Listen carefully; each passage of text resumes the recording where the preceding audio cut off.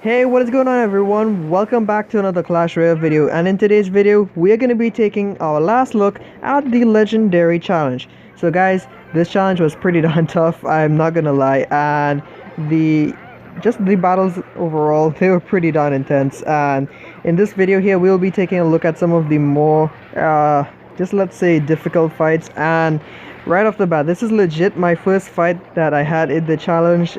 Oh my goodness, I was not expecting an expo deck, much less an expo deck that ran the Tesla Tower. It kind of reminds me of the older days when I used to watch Phone Cats a lot. He used to run so many siege decks, and he would always run Tesla with his expo decks. It was just really interesting, and let me just say, Tesla is freaking annoying for this deck here for me because it kind of blocks my battle ram so well. It was really darn annoying, like this right here.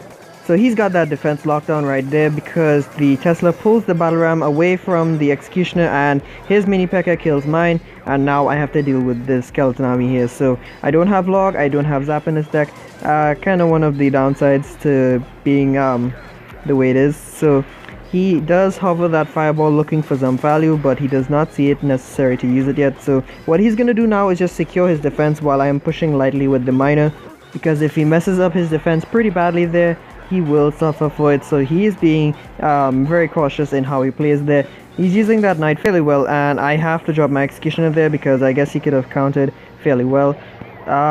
Unfortunately for me here, he is going to be ready again with that darn Tesla. Again, it is so freaking annoying. Tesla, on the whole, it is a card that really annoys me. So thankfully here, the executioner does try to kill that Tesla there, but the mini P.E.K.K.A man, he tears it up. The Tesla kills the executioner, and now I have to throw these goblins down there to deal with that mini P.E.K.K.A because we don't want those pancakes. Nope.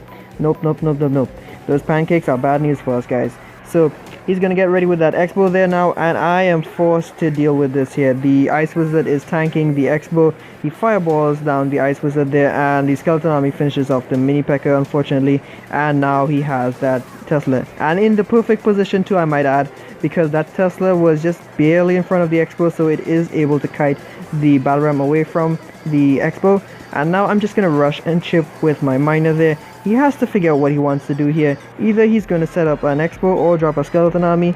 He decides to set up a skeleton army there, and he's gonna get a good value fireball there once again. So I'm gonna drop my goblins in the back just to cycle. We're back up to an executioner. He arrows down everything there, and now I'm trying to put some pressure on him by sending the battle ram and the miner because he spent a lot of elixir there. So now it's time to start punishing him slightly and chipping when I can. So he's got that skeleton army and the knight coming down the right lane there, and he readies another expo. So I'm gonna drop my executioner there early so he can get a lock. And he does get a lock onto the expo, and now just to make sure that expo stays put, we drop the battle ram there. So even if the battle ram does not connect with the expo itself, it still does absorb all of the shots. So now I'm just mixing up my miner positions because by now I realize he does not have that tornado spell in his deck, and generally tornado limits where you can place a miner, so pretty annoying honestly for a miner player. But yeah, he is gonna arrow down all of that jazz there, but I'm not going to give him any chance to rest. We're going to keep pressuring him here. I have to drop the ram into the Tesla there, unfortunately. And I know that was not the best of plays because he did have the skeleton army in hand, but it does allow me the chance to use the miner in peace. But he did predict the miner placement accurately with that knight there, so he kind of defends pretty well there, and he throws predictive arrows trying to get rid of the goblins before they land, but he only catches one of them. So the goblins, what were left, they did work and managed to help us defend. So I'm going to toss a fireball at that Tesla there and his tower there, and since this is going to be such a defensive game, he tosses his own fireball there. It is a all-out fireball warfare right now here, folks. I'm changing up that miner position there just to get a little bit of chip damage done. He sees me overcommitting on my pushes there, so he's going to drop that expo there to try to get us down pretty bad there. But he is broke on elixir, and the battle ram does make it up to the expo in time, so he could not use the skeleton army to defend because it would not make any sense there at all. And now we're just gonna keep miner chipping that tower there with the fireball. We're doing very well now because this is becoming very close. I can't even drop things near my tower because I just know he's gonna spell them down with the fireball and stuff. Again, he misses the arrows just barely. And we're gonna push once again with the mini P.E.K.K.A, I guess, this time just to throw him a real curveball.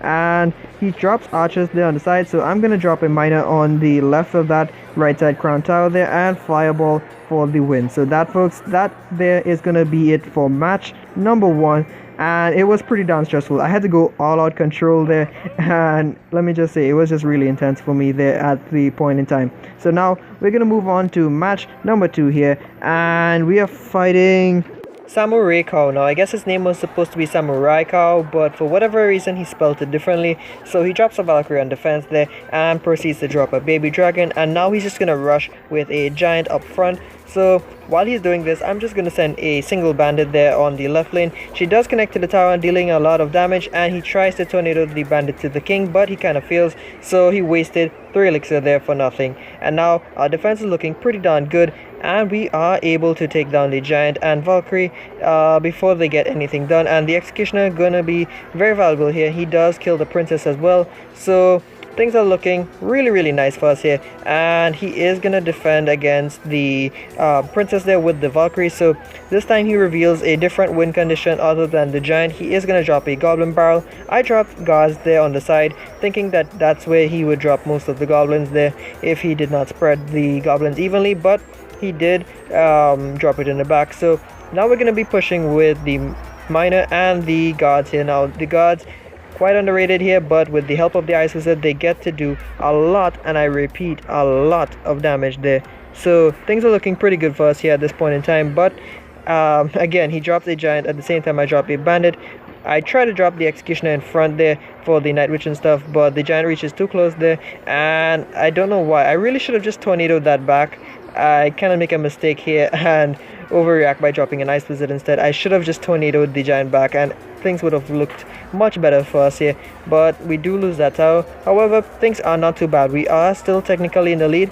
We might be 1 tower down, but don't get that confused for being at a disadvantage here, folks. We do have that left tower in the bag there whenever we want it, and the right tower is pretty darn low, so I don't need to worry too much at this point in time. So I'm gonna get ready to do what I have to do.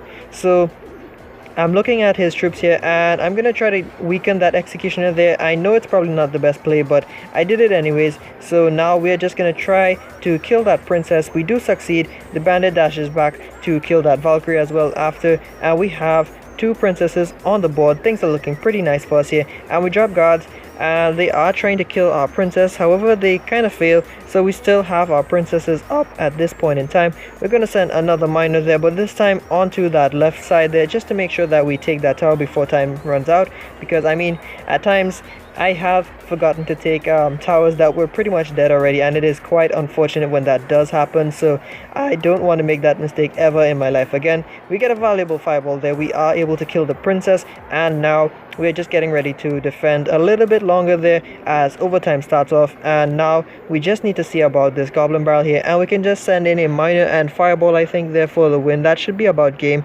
if we manage to do this correctly. And where I send the miner in there, he distracts the executioner, so our opponent can't do anything there. So our bandit gets to hit the executioner and then dash to the crown tower there. So that, my friends, is going to be good game, well played, and better luck next time, Sambo Rico. Maybe you should spell your name better next time, I don't know. Anyways, we are going to be moving on to match number 3 here, and we are fighting Emmanuel. Now, Emmanuel is going to be running a 3 Musketeer bait deck. I believe this deck was covered on CWA's channel, so it was a pretty legit deck, and it is very strong. So, seeing as my miner was out of rotation, he opted to just toss down that elixir collector there on the side. So I'm kind of frustrated by this right now, and I fireball it just to make sure I get some damage done there. So I'm gonna drop my bandit there. If he did not drop that battle ram in front of it there, the ice spirit would have allowed the bandit to do a chain kill there, dashing to the ice spirit first and then to the tower. But the battle ram does soak up everything, but it's a good thing that the battle ram soaked up the damage, because I guess I didn't have to deal with that rush surprise. So I'm cool with that there. And now I know he's gonna be waiting to drop that pump the minute I drop my miner. So this is what I do. I drop the miner a little bit back there, knowing that he would drop the pump. And look at this here, folks. He did drop the pump in the exact same spot as last time. So we kind of tricked him there, folks. We kind of trolled him. I knew he was gonna do it there. I just had a feeling, and it paid off. So he's mad as hell right now, so we're gonna just be defending. I am gonna be spending a lot more elixir than I should, but I just want to make sure that I do not take any damage. So now he's gonna be dropping a minion horde, I guess, on the bandit. The bandit was pretty much dead, but she would have gotten one shot on the tower. So I'm using my Ice Wizard there to bring the minion horde to the princess there, and it does work out in my favor because the princess helps clean them up. And now we're just going to drop guards here to deal with the rest of that goblin gang. And now we are waiting once more for him to drop his elixir collector. So the minute he drops that, I pretty much have a elixir lead against him here, but I did misjudge his deck, so I sent the miner there with a predictive fireball just in case he had anything there for us, but he was broke on elixir at that point in time, so it was kind of a waste, but we did hit the tower, so nonetheless still pretty efficient. So now we're just going to keep doing our same combo here to defend against the battle ram, the princess, bandit, and tornado. There's nothing he can do against us here now, and he's raging right now. So I dropped this miner here, and he's actually spawned in the middle of the three muskies, so quite unfortunate for him. He goes down before he even gets to do anything, but he does serve a purpose there. We do manage to drop a fireball onto those three muskies and get a lot of value there. So he does not even have the heal in this deck, so things are not looking good for him right now, and he is still pumping up. Dude, this is not the right time to pump. It is late game. I have miner in hand. Why are you pumping? You should not even bother. And in fact, I think my deck was kind of a hard counter, especially because of how he played after a while when I was able to trick him. He did suffer quite a lot, so unfortunately for him, Emmanuel, good luck and good game. I guess better luck next time. So that's gonna be it for this match here, and now folks, we're gonna be moving on to match number 4. So we are fighting Big Mom, and Big Mom is running a Lava Loon Lightning deck. Now the air decks in general are going to be surfacing around a little bit more often than usual, because when Night Witch was super OP, she was kind of hindering them from being viable, because with all those down bats she used to spawn, it was pretty darn annoying, and Lava Loon was just like rip, because there was a lot of air counters then. But now that she's received the nerf and stuff, even the E-Wiz has gotten his nerf, I don't think that she will be such a problem for them, so you can expect a lot more Lava Loon in the future. So he's coming in here with this Lava Loon push here. I do suspect a lightning, and I drop my executioner off to the other side, but unfortunately I drop him a little too far off, and the tornado does not reach. So we kind of trade towers there, because he did let the mini P.E.K.K.A and the executioner get to his tower, so not bad overall. And the balloon is coming to our tower, so that is some cause for concern. So I kind of defend with the Ice Wizard, but he dies as well. So we're kind of even here. However, he does have quite a bit of a lead on us in terms of crown tower damage, so we have to play very careful. So he is going to drop a tombstone there, so seeing that he is banking his elixir, I'm just going to drop a miner and say, you know what, just screw that, because the skellies are going to ignore the miner because they are out of range. He drops a set of minions there, and now we wait for him to make his move. So he's dropping, well, he hasn't dropped anything yet, but the bandit now, she's just going crazy right now. She's just dashing all around the arena there. That was just so many dashes. I guess if you want to make a bandit dash across the arena a lot, you should use a lot of tombstones that are spaced out, and maybe walk with a log and zap or something. I don't know. It's something you should consider. He arrows down our princess here, and he has to lightning down our executioner and light our what is it, the mini P.E.K.K.A there, and he does catch our miner there with the goblin gang. So he's playing very well, and he has a significant lead against us right now, so things are not looking good for us right now. He does drop the hound, and in that moment of weakness there, I managed to catch him off guard there and drop the bandit in the pocket there to get some solid damage. So we're just going to keep setting up our princess on the other lane, because he has lightning, he has arrows. We're trying not to give him too much value, so I'm spreading my splash troops across the arena so that he can't do anything. We tornado everything together, and we are able to get that balloon down to critical health, I guess. It is very concerning seeing it coming that close, but as the lava hound pops, the Ice Wizard switches targets, and we get to rush again once more with the miner and bandit combo. Not looking too bad for us overall here, and we are able to just defend successfully, but he is rushing with another balloon, so we have to be very careful. He's going to defend the princess there, well, kill her really with the arrows. Good play overall, and just look at our tower right now, folks. Let's look at it. It is very, very low. If not for that goblin gang that the bandit would have connected, I throw a fireball, and I do manage to get a lot of value out of it, because it does hit the minions that spawn right there at the tower. not bad overall. I'm dropping my Ice Wizard away from the tower there so that the opponent here can't get too much lightning value again. He does hit the tower there. See, it's a good thing I placed that Ice Wizard so far back, because he would have just gotten destroyed absolutely there. He arrows our princess down at the bridge. I'm going to drop another bandit here. She does not make it, unfortunately. Again, like I discussed in the last video, I think, or one of my earlier fights, we don't have a zap spell handy or a log, so we are going to struggle against that tombstone a lot. But things are very close right now. He lightnings and he's just about ready to arrow, but I'm going to send my miner there for some chip damage, and I'm going to toss my fireball just as he tosses his arrows. But even with the buff on the arrows a while ago for improved travel time, they do not make it in time, so we barely get away with 24 HP on our king tower. So that was a really close game, and now we're going to be moving on to match number 5 against Metallic. So this is actually going to be our last fight for today's video. And before we move on with anything else, let me just take this time to thank each and every one of you once more for tuning in. It really means the world to me that you all just stick around for all these guide videos and stuff. For those of you who do watch any particular type of videos alone, I do hope that you will be able to enjoy all the types of videos that I make, because I do try to make something for everyone. Now, taking a look at the setup here, I send my miner for that princess there, and look at this. He drops a Night Witch for the mini pecker there, but she sees the miner first, so she chases after him, and effectively she ran away from the mini pecker there. So Mr. Pancakes is able to deliver something to the left side crown tower there. So we get 2 hits in now, and we are at a sizable advantage here now early game. So we have to just play really careful, and we have this in the bag. Trust me folks, one mini pecker swing on a tower is just like so much damage. It is absolutely worth it. So he is going to be broken elixir now, so I rush here on the left side with the bandit there, and we do get a lot of damage done there. So he drops a lumberjack to try to absorb that last shot there, and he does push her back, so he retargets, well, she retargets to the lumberjack there. Lumberjack is also going to be very good in this meta right now, I think, because he does do a fair amount of work for elixir as well. So for those of you who used to use Night Witch a lot, maybe give the lumberjack a go. He might also do you some good. So my opponent now is gonna reveal his kill card, and it is gonna be the Golem. So this was something I was not expecting. I really was not prepared for it. That cry was not meant to be BM, even though I have the mini pecker. I was genuinely surprised, and I felt like that Golem could mean a lot of trouble for me here.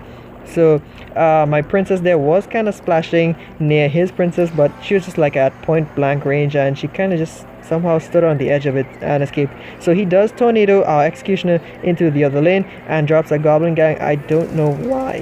Why would you drop a goblin gang into an executioner, especially when it's on the enemy side and stuff? That's probably one of life's greatest mysteries. But anyways, we are going to be pushing hard on this left side, well, the right side actually here. So we're going to be tossing a fireball, hitting the crown tower there and the furnace, and his princess just barely gets away from it all. So I can't let that princess do work. So what I'm going to do here is just drop an Ice Wizard in the pocket there to deal with her, because I don't want her killing my executioner any faster than she already has.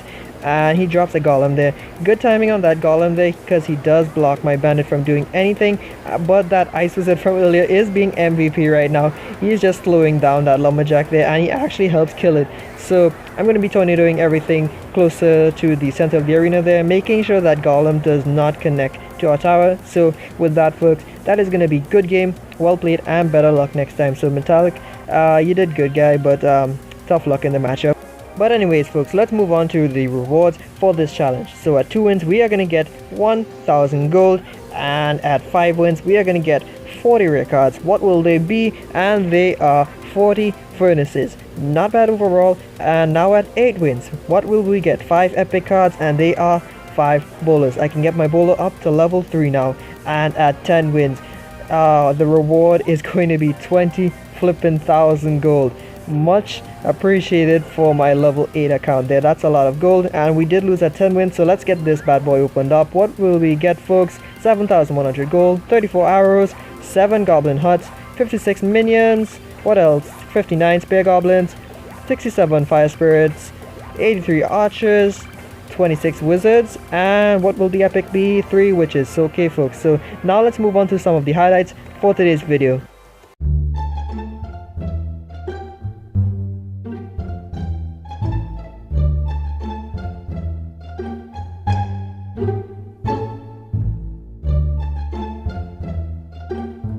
Surprise, motherfucker.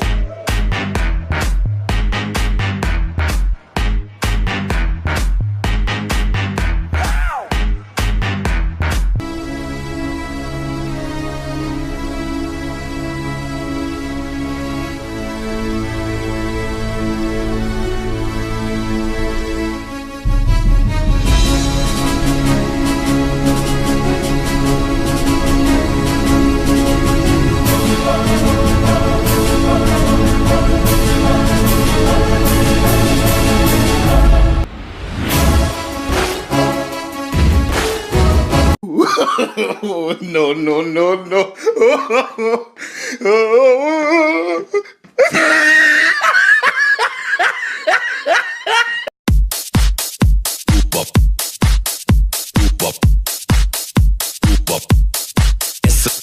Fuck this shit, I'm out. Fuck this shit, I'm out. No thanks. Don't mind me.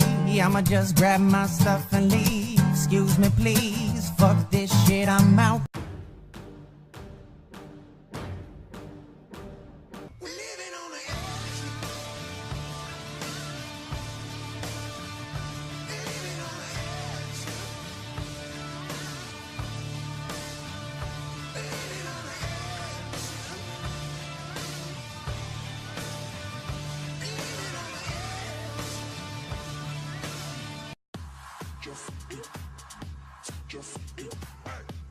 Goodbye, motherfucker! I'm a survivor. I'm not gonna give up. I'm not gonna stop. I'm gonna work harder. I'm a survivor. I'm gonna make it. I was survivor. Keep on surviving. Okay folks, that is going to be it for today's video. Hope you all enjoyed, and if you did enjoy the video, don't forget to smash that like button down below. Comment your opinion on what you think could have been done better or anything like that, or any general thoughts, and maybe even share the video with someone that you think would enjoy the type of content that I am putting out. Now guys, I am going to try to write up a guide on the 20 wins challenge. If I do come up with something good, I'll be sure to let you all know, but I cannot make any promises yet.